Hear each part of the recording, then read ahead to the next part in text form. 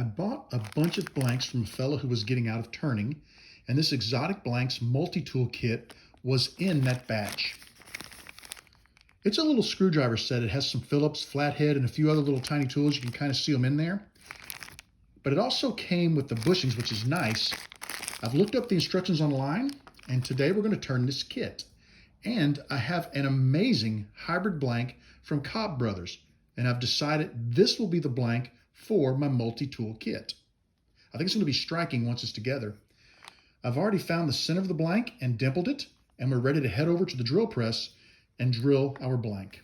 I've chucked up a 7/16 inch bit, and I've made a mark with a permanent marker on the bit to let me know how deep I need to drill into the blank. There's a lot of noise. That happens generally when I have a very tight fit inside of a resin blank. This is a brand new bit. I think it's probably the first time I've used it, maybe the second, so I know it's plenty sharp. Now we're going to use the tube and we're going to mark the blank on the outside. We'll take it over to the bandsaw and cut it off to the proper length, and we shouldn't have to worry about any blowout at the end of our blank. I don't think this one would have been a problem anyway, being that it's wood, it's a burl wood at the end of the blank. But when I deal with a resin blank, I like to drill the blank first, then measure and cut it off so that I have a perfect entry and exit hole on both ends of my blank. From the instructions for this kit, I was told to use an 11.3 millimeter bit or a 7/16 inch bit. I don't have 11.3, so I grabbed my 7/16, drilled the hole, and when I went to test fit the tube, it doesn't quite want to enter the blank. It's just a little too tight, so I'm gonna have to bump up a bit size and re-drill my hole. I reread the instructions, and it does recommend 11.3 millimeters or 7/16. Now, when I took my calipers to the 7/16 inch bit, what I learned is that 7/16 equates to roughly 10.9394 millimeters. So this is way too small. I jumped up to a 29/64 inch bit on a piece of scrap wood for a test, and this tube was so loose, I don't think the glue would have adhered the blank to the tube. So I'm going to put this on hold for a couple of days. We're going to go in the house, get online, and we're going to order an 11.3 millimeter drill bit so that we can drill this hole to the proper diameter. My 11.3 millimeter bit finally came in, and before I drill my blank, I want to do a test. I'm just going to drill a hole in the end of this board, and we're going to test fit our tube to make sure that this is the proper size bit, because if it's not, I still have a chance to adjust to the right bit because the hole is way smaller than the tube.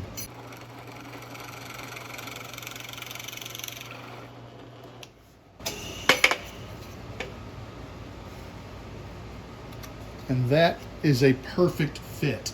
So I'm going to get cleaned up, we'll get the drill press reset, and we'll go ahead and drill our hybrid blank out for 11.3 millimeters. I've got everything set up and ready to go.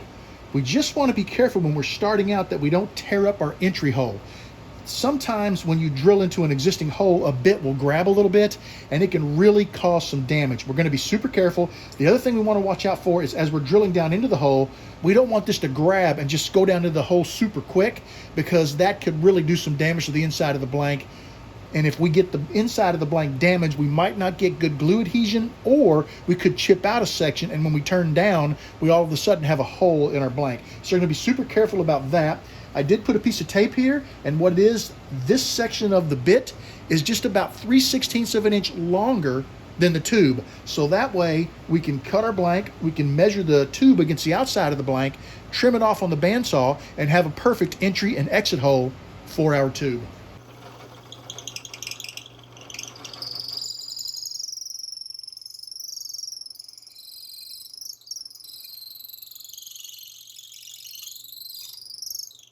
I've got a really nice entry hole, and I've already marked the blank, so when I cut this off on the bandsaw, we'll have a nice exit hole, and we'll be able to glue our tube into that blank and should be able to make a very nice handle for our multi-tool. I've prepped my tube and put Play-Doh in the end to keep the epoxy out. I've got my epoxy mixed up, ready to go, and I want to glue it into my blank. Now, normally I would cut the blank off before I do this, but I recently broke my bandsaw blade, and this morning I ordered a replacement blade, and I'm waiting for it to arrive. So we're going to go ahead and glue this in. We know we have a little play in the back of the blank, and I have tested the tube against the blank to verify that. So we should be fine, and then we'll just trim it off when the new blade comes in.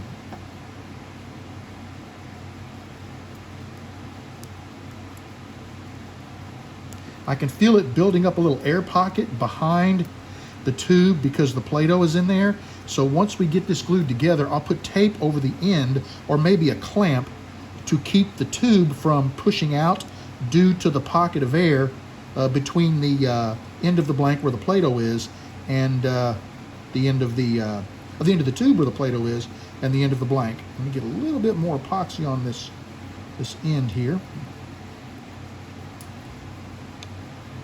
Okay.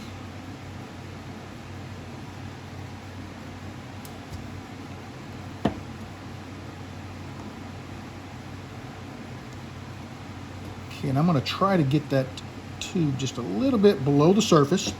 Let me wipe that off with a paper towel, and then we'll put something over the end of the blank to keep the tube from working its way back out. Initially, I thought I would have to put something over the end of the blank to keep the tube from working its way out, but take a look at how far it's worked itself into the blank. When I was pushing the tube into the blank and rotating it and pushing it in and out, I believe what I did was built up a little suction behind the tube. So instead of pushing out of the blank because of an air pocket, it's now pulling the tube into the blank. And what you're seeing is the extra distance, that's about 3/16 of an inch, that I drilled into the blank. So that tube has gone all the way down and seated against the bottom of our blank. So when we cut, we'll cut just a hair past this so that we don't nick our tube, and then we'll be able to clean this up on the disc sander, and we should have a really nice turn.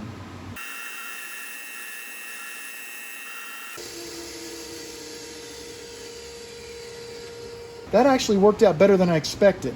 Here's the cutoff, and you can see the dimple that the drill bit made where it ended the cut. And then if we look at the blank, take a look at that. You can see the Play-Doh. It didn't actually pull it all the way down into the blank. There was still some area left. It's perfect. We have a perfect exit hole. This is ready to go to the disc sander and get squared. I've got the Cobb Brothers hybrid blank on the lathe.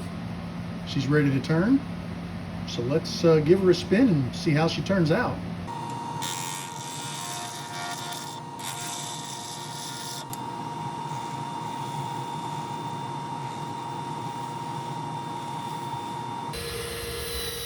This blank turned amazingly well. It was super easy to turn, super easy to sand. There's only one issue, and it's not the blank's fault, it's my fault. I forgot to paint the tube, and you can see the tube when you look through the resin. I hate that I did that because this is a gorgeous blank, but I'm not going to let it go to waste. I'm still going to assemble it into the toolkit, and I'm going to put it to use in my shop. Now, the way I like to handle hybrid blanks, we've got her sanded down. Normally, if it was a resin blank, I'd go ahead and go straight to micromesh. Don't want to do that because I don't want to fill the wood with moisture. So what we're going to do is get it off of the turning bushings onto some non-stick bushings. We're going to clean it up really well with denatured alcohol because there's some dust in there, I can see it. And then we're going to put our CA finish on it. We'll put multiple coats, go ahead and build it up, probably 5 thin, 5 medium. We'll see how it looks. If it's nice and smooth, then we'll go after it with the micromesh. This is the only time that I don't micromesh right away on the resin is when I have wood. Got the denatured alcohol. Let's give it a spin.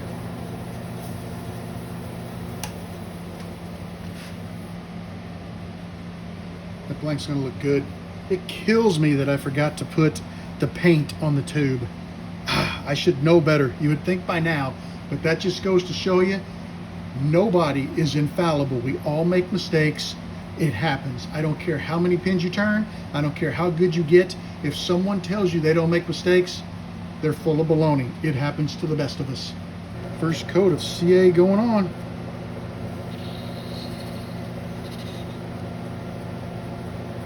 So give you an idea what this blank is going to look like. Gosh, that's beautiful. I'm going to apply the rest of my CA, and we'll come back and take a look at this right before we're ready to start micromeshing. I just finished applying the CA finish. Looks really good. I need to get this off of the non-stick bushings back onto the turning bushings, and we're going to start micro meshing. You may have noticed something. The blue fuzzy background below my lathe. I am using a product called the Lathe Buddy. This is from So Amusing, actually 3rd Gen Pin Shop in So Amusing. And look at this, the back of it, it's got a little dust on it. Water cannot soak through, it's water resistant. You put it on your lathe, when you're micro meshing, all of the slurry and the water will fall down onto this. The bed of your lathe is protected. And then when this gets grungy and nasty looking, you throw it in the washing machine and it comes out good as new. I'm excited. This is the first time I've used this. I've seen it used many times at the pin shows, and we're going to give it a whirl and see how well it protects the bed of our lathe. We're going to go 15 seconds per pad and run through all 9 pads. Now more than ever, I'm really upset that that tube was not painted. It just ruined this gorgeous blank. We'll give a little Renaissance wax on here. Let it tack up, and we'll take it to the buffing wheels.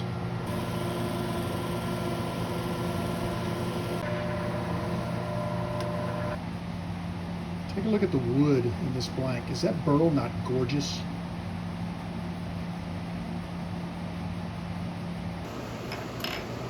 We're going to grab the clip.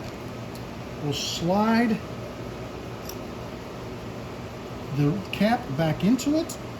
This time I'm going to position it right down this back piece of the blank.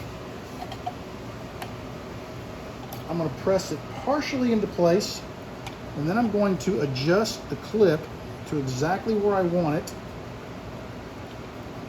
All right, and now we'll complete our press. Okay, beautiful. Take a look at that. We got a really nice press. Let's press the nib into the other end of the pin. We'll simply place it in the blank. There we are. Nice, nice. Take a look at that fit. Perfect. Now we have all of our bits down here. We can unscrew the cap on the back of the pin, and we can begin dropping our bits into the back of the pin.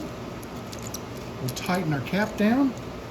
This thing is magnetic, so we can drop a bit in, and we are ready to take this to whatever device we need to disassemble, and we're ready to disassemble. This is beautiful. I really like this multi-tool. It's a nice kit, got a great feel to it. These tiny bits come in handy. I do a lot of work on laptops, and these little Phillips bits really do a great job. I'd really like to thank you for joining me in the shop today for the turning of this multi-tool. I really like this. It's a great kit.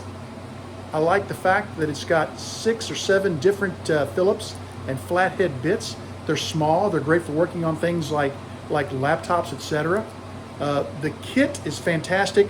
The blank was phenomenal. Turned like a dream. If you need some hybrid blanks, contact the Cobb brothers. I will put their information in the video description. Just remember one thing. Paint your tubes, because the joker that works in my shop who preps my blanks, he screwed this one up when he forgot to paint the tube. And what that means is at some point in the future, we may end up taking this blank off of here and redoing this pin or this tool. Really, I'm happy with it overall though. I'd like to thank you for joining me in the shop. I want you to know that you are always welcome in my shop. Come back and see me again real soon, and have a great evening.